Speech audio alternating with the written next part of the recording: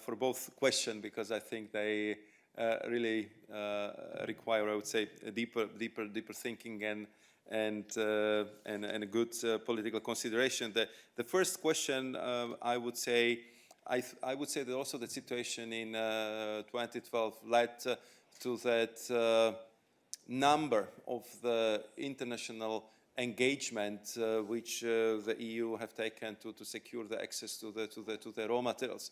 I was already referring to a trilateral cooperation with the United States and Japan when we are addressing exactly these issues. We are working very intensively within the OECD, especially on the fair access and the sustainability of the extraction. We are pushing the same approach within the UN.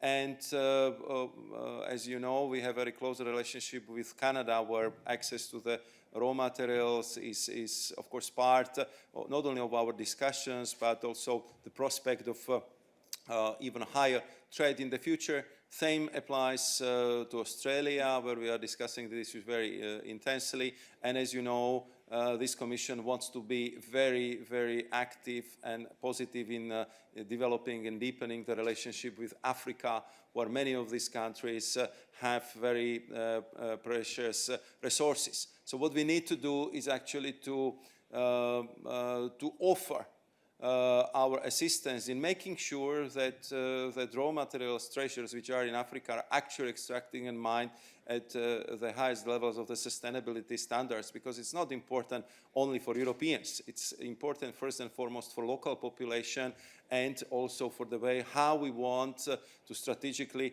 tackle climate change in every way possible, everywhere where we have the possibility to offer this positive influence.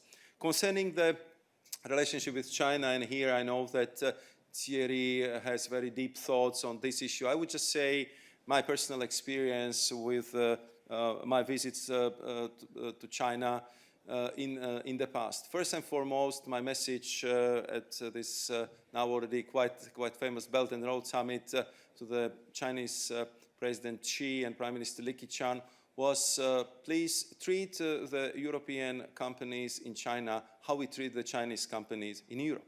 And I think that the message, that call for reciprocity, is, I think, very strong also in this Commission. And I think we have to be aware that China is a very important partner for us, but we are also extremely important partner for China. They are our number 2 trading partner, but we are number 1 trading partner for them. So I think it's the relationship which is very important, and therefore I think that also in this aspect of access to the raw materials, this principle of mutual respect and economic cooperation should prevail. But I'm sure that Thierry has a lot of thoughts on this as well.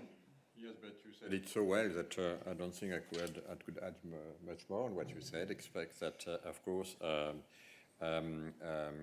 we have relations with all countries which are our suppliers, and of course with many countries, if not all of these countries, our relation is much broader than supplier of tungsten, rare earths, hafnium, borate, or so on.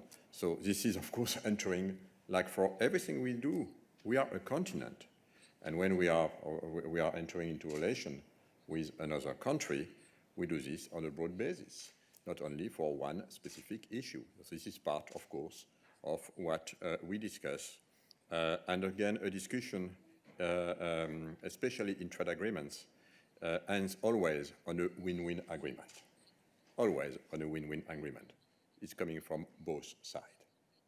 So this is what we will have in mind always. Thank you. Due to the advanced timing, I'll take one last question.